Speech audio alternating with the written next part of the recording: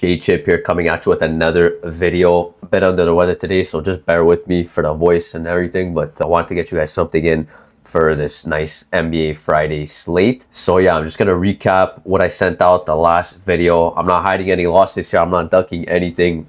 This was rough. Look, I'm very happy that Draymond and Buddy Hield kind of went in the same direction like I said they would in the last video.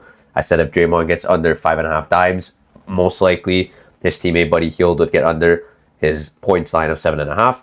They're very correlated there. So they ended up both going over. The worst part is during that game, Jimmy Butler went down. I believe he played 14 minutes. And that's just a huge blow, right? He's part of the starting five. He would have taken away definitely a lot of assist opportunities for Draymond and definitely some scoring opportunities for Buddy Hield, who I believe was coming off the bench.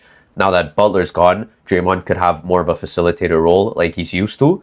And Buddy Hield will slide into that 2 spot at the shooting guard. And I mean, once he was gone, he only played 14 minutes. That was kind of the end of our slip here. The tackle ended up cashing easily. Dezomlu didn't play. I liked this play. It bumped down to 12.5 after. So by the time I got out the video, you guys could have got it in for 13.5. A little while after I checked, Dezomlu actually got bumped down by 1 point. So we were PrizePicks adjusted to the rest of the market. Our tool kind of spotted the discrepancy, and this likely would have cashed, especially with Giddey getting 56 PRA.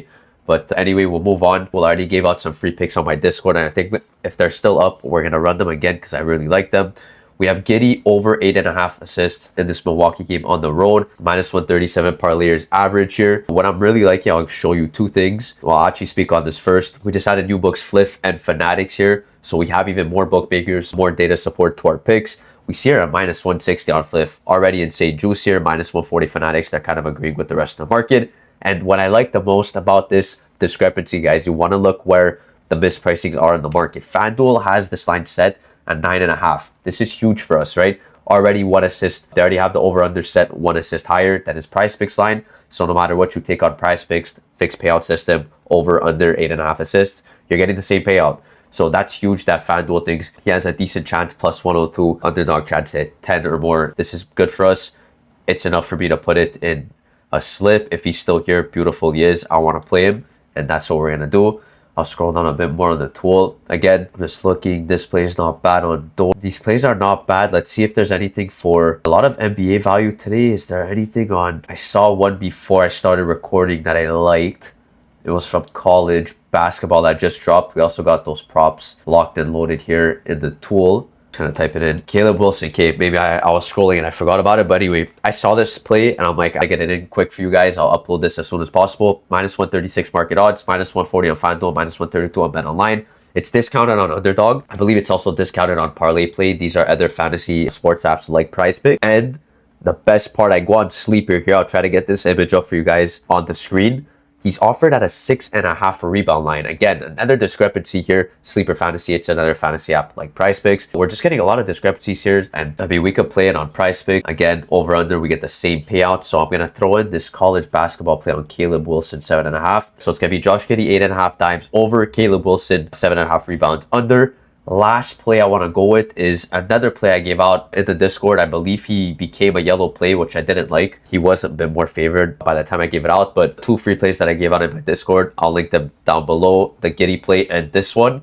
There's a couple reasons I like this play. First, okay, good odds, not the best odds that we have on the tool, minus 130 average, but we do see a minus 155 on MGM. This is huge. Maybe a bit of an outlier, but as long as the whole market's agreeing that he's favored to go under, I'm completely okay with that. Another thing I'm liking is if you go on the Denver Nuggets depth chart for this year, they obviously just acquired Cam Johnson from the Nets. Their top, or I should say their starting 5, right? You got Jamal Murray, Christian Braun, Johnson here in this 3 spot at small forward. Gordon and Jokic is a triple-double threat every single night. This guy's will be like prime Westbrook. I would not be surprised if Cam Johnson has a hard time even collecting any rebounds in this game. First of all, you have Jokic just always on the glass. He's pretty much priced in for 10 or more rebounds in a game.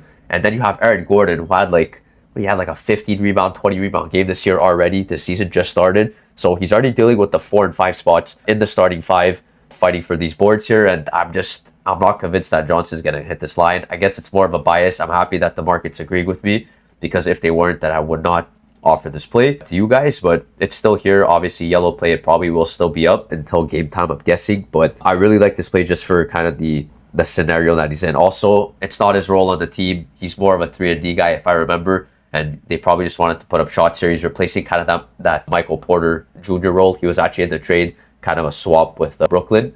So he's probably just replacing his role, gonna jack up some threes. He's not a glass cleaner. I don't see him. Just leave that to Jokic and Gordon. I don't see him even coming close to this line. Look, I could be wrong, but as long as the tool says we're okay, market's on our side here, I'm definitely okay with that. So I'm going to run this as a 3-man. We'll put it in. Hopefully you guys can get it in before any bumps. I'll try to upload it as soon as possible. I'll leave all the links to the Discord, all the socials. I put breakdowns and everything in the bio.